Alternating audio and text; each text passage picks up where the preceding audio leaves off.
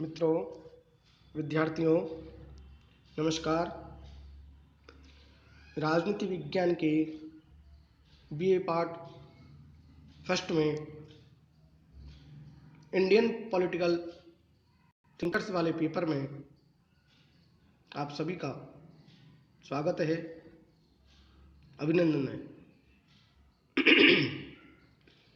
विद्यार्थियों,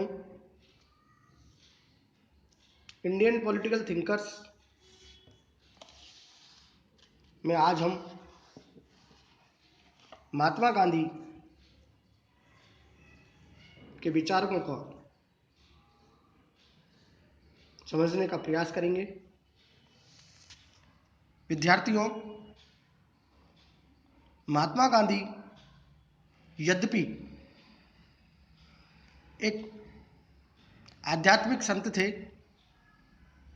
जिनका मूल उद्देश्य धार्मिक जीवन व्यतीत करना था, परंतु महात्मा गांधी की धर्म संबंधी धारणा परलौकिक नहीं थी, अपितु लौकिकी थी और वो मानवता की सेवा को वास्तविक धर्म समझते थे। विद्यार्थियों, महात्मा गांधी के जीवन काल की परिस्थितियां ऐसी थी कि उन परिस्थितियों के कारण महात्मा गांधी को राजनीतिक क्षेत्र में प्रवेश करना पड़ा। क्यों करना पड़ा? इस संबंध में गांधी जी स्वयं कहते हैं कि मैं उस समय तक धार्मिक जीवन व्यतीत नहीं कर सकता था जब तक कि स्वयं को संपूर्ण मानवता के साथ एकीकृत न कर लेता, और यह मैं उस समय तक नहीं कर सकता जब तक कि राजनीति में भाग नहीं लेता। कहने का तात्पर्य यह है, खुद गांधी जी इस बात को स्वीकार कर रहे हैं कि मैं मानव की सेवा तब तक नहीं कर पाऊंगा जब तक कि राजनीति में मैं प्रवेश नहीं करूं। अर्थात मुझे राजनीति में प्रवेश करना पड़ेगा, और परिस्थितियों से बाध्य होकर इस आध्यात्मिक संत ने न केवल राजनीतिक जीवन में प्रवेश किया, अपितु भारत के स्वतंत्रता संग्राम में भारत की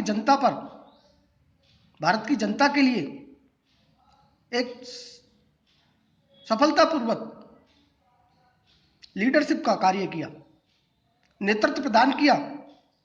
परंतु राजनीतिक क्षेत्र में इतना सब कुछ करने पर भी महात्मा गांधी मूल रूप से आध्यात्मिक संत ही बने रहे, और उन्होंने आध्यात्मिक और अपने नैतिक दृष्टिकोण के आधार पर ही विभिन्न प्रकार के राजनीतिक, सामाजिक और धार्मिक समस्याओं का अध्ययन करते हुए उनका समाधान के प्रयास किए, उस संबंध में अपने विचार व्यक्त किए।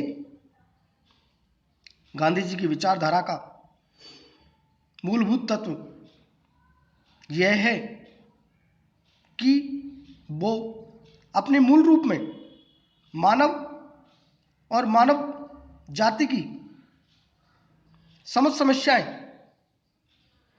जो कि नैतिक समस्याएं हैं, इनकी समाधान करने का प्रयास करते रहे। ऐसी स्थिति में मनुष्य सही अर्थों में मानव बन जाए और अपने समस्त सामाजिक, आर्थिक तथा राजनीतिक कार्यों की अंतरात्मा की पुकार को सुने, तो निश्चित रूप से समाज अथवा विश्व में जो दुख दिख रहे हैं, जो संकट हैं, जो समस्या हैं, वो समस्या जैसी चीज नहीं रह सकती है। और एक स्वस्थ राजनीतिक समाज और विकासशील व्यक्ति के प्रत्येक कार्य के पीछे एक नैतिक बल और प्रेरणा होनी चाहिए, क्योंकि जिस क्षण व्यक्ति अपनी आत्मा की सचेतन आवाज को स्वार्थ के वशीभूत होकर कुचल देता है, उसी क्षण उसका पशुत्व प्रबल हो जाता है और सभी समस्याओं के प्रति उसका विचार एवं दृष्टिकोण दूषित हो जाता है। इसलिए गांधी जी व्यक्तिगत कार्यों एवं राजनीतिक कार्यों में अंतर नहीं मानते। उनके अनुसार सभी कार्य एक से हैं। राजनीति और नीति एक ही सिक्के के दो पहलू हैं और नैतिकता के जिन सामान्य सिद्धांतों को व्यक्तिगत और सामाजिक जीवन पर लागू किया जाता है, राजनीति को उससे मुक्त नहीं किया जा सकता। ऐसी स्थिति में राजनीति में समस्त दुर्गुणों को दूर करने का एकमात्र उपाय यह है कि राजनीतिक कार्यों का संचालन विशुद्ध मानवीय दृष्टिकोण के आधार पर किया जाए। इस प्रकार से महात्मा गांधी का दर्शन राजनीति और समाज के प्रति उनका आध्यात्मिक और नैतिक दृष्टिकोण ही कहा जा सकता है। मित्रों, गांधी जी का अगर हम परिचय दें, उनको समझें, तो उनके जीवन का सबसे बड़ा गुण यह था कि जो आदर्श उनके हृदय में घर कर लेता था, उसे वो वैवाहिक जीवन में उतारते थे, धरातल में उतारने का प्रयास करते थे और खुद अनुभव प्राप्त करने के बाद ही उसे दूसरों के सम्मुख रखते थे। कहने का तात्पर्य है, वो पहले अपने जीवन में उसको उतारते थे, फिर दूसरों को ऐसा करने के लिए प्रेरित करते थे। खुद उन्होंने कहा है, मैं दूसरों को अपना जीवन दर्शन समझाने में सर्वथा अयोग्य हूँ। मैं तो केवल उस दर्शन को जिसमें विश्वास रखता हूँ, अभ्यास में लाने की योग्यता रखता हूँ। ऐसी स्थिति में महात्मा गांधी के दर्शन का भली भांति अध्ययन करके उनके जीवन परिचय की पृष्ठभूमि में किया जा सकता है। मित्रों, महात्मा गांधी का पूरा नाम मोहनदास करमचंद गांधी था और इनका जन्म 2 अक्टूबर 1869 को काठियावाड़ में पोरबंदर नामक स्थान पर एक धार्मिक विचारधारा वाले परिवार में हुआ था और उनके पिता करमचंद पोरबंदर राज्य के दीवान थे तथा उनकी सदाचारिता एवं निष्पक्षता की बड़ी धाक थी। उनकी माता एक साधु प्रकृति की थी और अत्यंत ही धार्मिक महिला थी। मोहनदास करमचंद गांधी स्कूल में एक साधारण योग्यता के विद्यार्थी थे, किंतु समय के बहुत पाबंद थे, शिक्षकों के आज्ञाकारी विद्यार्थी थे और मैट्रिक परीक्षा उत्तीर्ण करने के बाद 1888 में उनको कानून की पढ़ाई के लिए इंग्लैंड भेज दिया गया। मित्रों, अब यहीं से गांधी जी के जीवन में एक नया मोड़ आता है और महात्मा गांधी जी सन 1891 में लंदन से जब लौटे और उन्होंने वकालत करनी प्रारंभ की, काठियावाड़ तथा बम्बई में थोड़े दिनों तक वकालत करने के बाद एक धनाढ्य गुजराती मुसलमान की ओर से एक मुकदमे की पैरवी करने के लिए उन्हें दक्षिण अफ्रीका भेजा गया। मित्रों, दक्षिण अफ्रीका के काले गोरे भेद और अपने देशवासियों की दयनीय दशा को देखकर उन्हें बहुत तीव्र आघात पहुंचा और यहीं से उनका सार्वजनिक जीवन प्रारंभ हुआ। सन 1906 में उन्होंने दक्षिण अफ्रीकी सरकार के एशियाटिक रजिस्ट्रेशन एक्ट के विरुद्ध सफलतापूर्वक सत्याग्रह किया। मित्रों, विद्यार्थियों, साउथ अफ्रीका में इस प्रकार की सफलता प्राप्त करने के बाद महात्मा गांधी ने सन 1914 में भारतीय राजनीति में प्रवेश किया। इस समय गांधी जी को अंग्रेजों की न्यायपूर्णता में पूर्ण विश्वास था और इसलिए ही उन्होंने भारतीय जनता को बिना किसी शर्त के ब्रिटिश सरकार की सहायता करने के लिए प्रेरित भी किया। गांधी जी ने भारत में अपना राजनीतिक जीवन चंपारण के सत्याग्रह से आरंभ किया और इस क्षेत्र में नील की खेती करने वाले कृषकों और गोरे जमींदारों के अत्याचारों की जांच करने के लिए सरकार को एक कमीशन नियुक्त करने को बाध्य भी किया और इसके 1 वर्ष बाद खेड़ा जिले में करने दो आंदोलन, टैक्स नहीं देने वाले आंदोलन और अहमदाबाद के मजदूर आंदोलन में उन्होंने अभूतपूर्व सफलता प्राप्त की। मित्रों, विद्यार्थियों, इस समय गांधी जी एक राजभक्त भारतीय थे, लेकिन परंतु सन 1918 में ब्रिटिश सरकार द्वारा रॉलेट एक्ट के रूप में दमनकारी कानून पास किए जाने के कारण और अप्रैल 1919 के जलियांवाला बाग हत्याकांड के कारण महात्मा गांधी को ब्रिटिश सरकार की न्यायप्रियता में विश्वास नहीं रहा। इस समय खिलाफत के प्रश्न पर भारत का मुसलमान वर्ग भी ब्रिटिश सरकार के विरुद्ध था। अतः हिंदू मुस्लिम एकता में विश्वास रखने वाले महात्मा गांधी ने इस ब्रिटिश सरकार के विरुद्ध आंदोलन प्रारंभ करने का उपयुक्त अवसर समझा और उन्होंने खिलाफत के प्रश्न को असहयोग आंदोलन के साथ मिलाकर ब्रिटिश सरकार के विरुद्ध आंदोलन आरंभ कर दिया।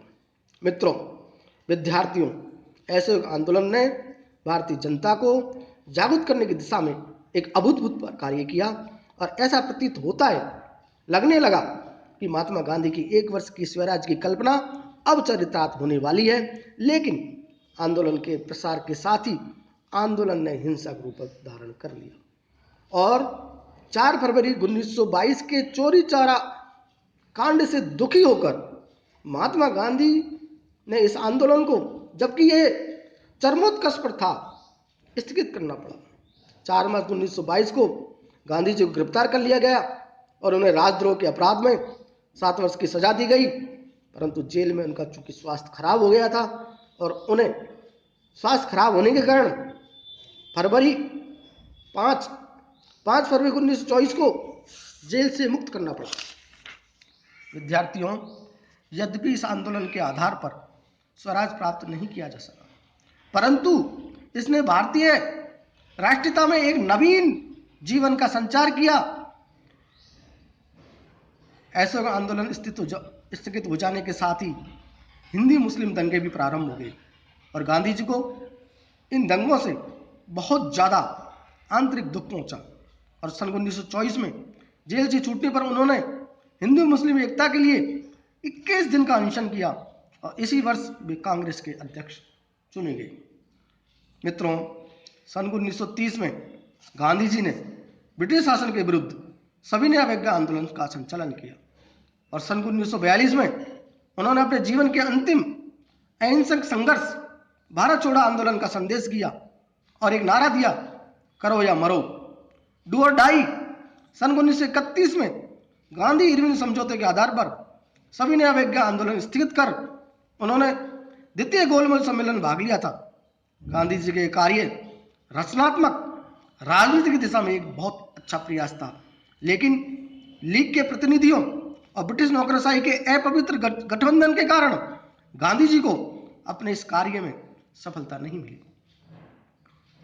मित्रों, मई 1944 में जेल से रिहा होने के बाद गांधी जी ने हिंदू मुस्लिम समस्या के हल के लिए यथासंभव प्रत्येक अवस्था में चेष्टा की, किंतु मिस्टर जिन्ना पाकिस्तान के निर्माण की बात पर चूंकि अड़े रहे और गांधी जी के देश के बंटवारे के विरुद्ध थे, किंतु ब्रिटिश नीति, मुस्लिम लीग की हठधर्मिता, हिंदू मुस्लिम दंगों के कारण उन्हें विभाजन को स्वीकार कर होने के लिए बाध्य होना पड़ा। विद्यार्थियों, सन 1947 में भारत की स्वतंत्रता बहुत सीमा तक गांधी जी की प्रयत्नों का परिणाम कही जा सकती है। इसके अतिरिक्त गांधी जी सार्वजनिक जीवन की विभिन्न दिशाओं में कार्य करते रहे। उन्होंने सदैव ही रचनात्मक कार्यक्रम अपनाने पर बल दिया और उनके द्वारा हिंदू मुस्लिम एकता, दलितोद्धार, नारी कल्याण, शराब निषेध, हथकरघा उद्योग प्रोत्साहन, शराब निषेध, नारी की दुर्दशा पर चिंता, उसका समाधान करने का प्रयास, इन विभिन्न दिशाओं में महत्वपूर्ण कार्य किए। मित्रों, स्वतंत्रता के बाद गांधी जी के प्रयत्नों के बावजूद सांप्रदायिक तनाव और अधिक बढ़ गया और अंत में सांप्रदायिकता की विषाक्त आग उनकी आहुति को लेकर ही शांत हुई। मित्रों, 30 जनवरी 1948 को नाथूराम गोडसे नामक युवक ने 3 गोलियां दागकर उनकी लौकिक शरीर का अंत कर दिया। उनकी मृत्यु के समय विश्व के महान वैज्ञानिक आइंस्टीन ने कहा, आने वाली पीढ़ियां शायद ही विश्वास कर सकेगी उन जैसे हाड़ मांस का पुतला कभी इस भूमि पर पैदा हुआ था। विद्यार्थियों, महात्मा गांधी की मृत्यु पर डॉक्टर स्टेनली जोन्स ने लिखा, हत्यारे की गोलियां महात्मा गांधी और उनके विचारों का अंत करने के लिए चलाई गई थी, परंतु उनका फल यह हुआ कि वे विचार स्वच्छंद हो गए और मानव जाति की थाती बन गई। हत्यारे ने महात्मा गांधी की हत्या करके उन्हें अमर बना दिया। मृत्यु में वे अपने जीवन की अपेक्षा और अधिक बलशाली हो गए। कहने का तात्पर्य है, महात्मा गांधी रहे या ना रहे, महात्मा गांधी के विचार आज अमर हैं और पूरे विश्व को शांति के दूत के रूप में, विश्व की कल्याण की प्रेरणा के दूत के रूप में प्रेरित करते रहे। विद्यार्थियों, महात्मा गांधी के इस संक्षिप्त परिचय, उनको विचारों को जानने के उपरांत हम महात्मा गांधी की जो कृतियां हैं, महात्मा गांधी के जो और भी उनका राजनीतिक आध्यात्मिक वाले विचार हैं, सत्य और अहिंसा वाले विचार हैं, और महात्मा गांधी की जो जीवन की अभ्यास वाली बातें हैं, उनका हम बारी बारी से अगले वीडियो में अध्ययन करेंगे। तब तक के लिए धन्यवाद।